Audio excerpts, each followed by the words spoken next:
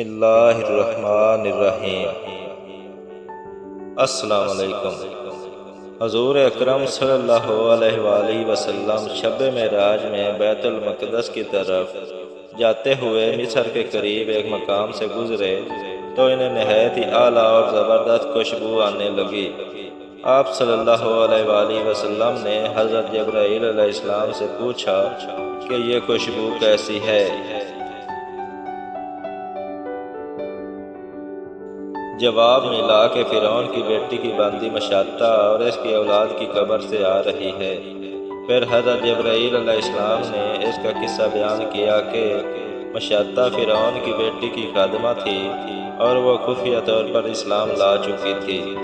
ایک دن فرعون کی لڑکی کو کنگھی کرتے ہوئے اس کے ہاتھ سے اتفاقاً کنگھی گر پڑی۔ وہ اٹھانے لگی تو اس کی زبان سے بے ساختہ بسم اللہ نکل گیا۔ اس پر شہزادی نے کہا کہ تو نے آج عجیب کلمہ بولا، رب تو میرے باپ فرعون ہی ہیں، تو پھر تو نے یہ کس کا نام لیا ہے؟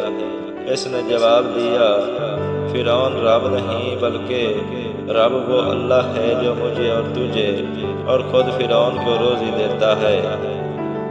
شہزادی نے کہا، اچھا تو میرے باپ کے سوا کسی اور کو اپنا رب مانتی ہے؟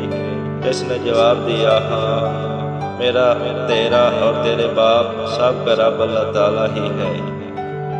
شہزادی نے اپنے باپ سے کہلوایا۔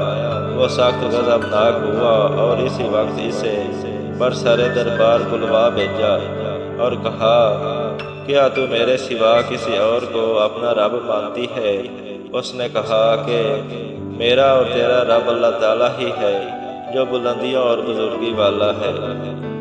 فرعون نے اسی وقت حکم دیا کہ تانبے کی جو گائے بنی ہوئی ہے اس کو خوب تپایا جائے اور جب بالکل آگ جیسی ہو جائے تو اس کے بچوں کو ایک ایک کر کے اس میں ڈال دیا جائے، آخر میں خود اسے بھی اسی میں ڈال دیا جائے۔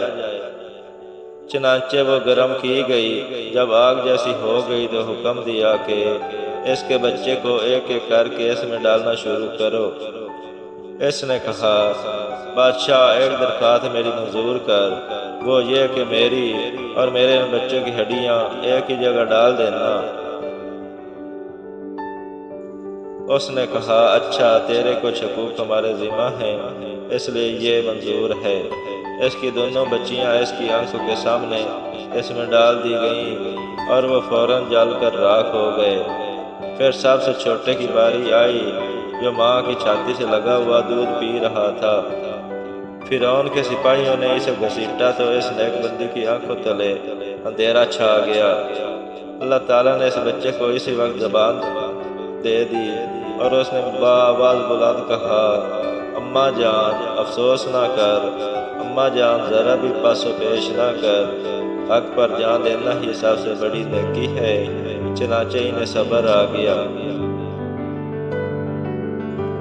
اس بچے کو بھی آگ میں ڈال دیا گیا اور آخر میں ان کی ماں کو بھی اسی آگ میں ڈال دیا گیا۔ خوشبو کی مہکیں اسی کے جنت محل سے آ رہی ہیں، خوشبو کی مہکیں اسی کے جنتی محل سے آ رہی ہیں۔ سبحان اللہ۔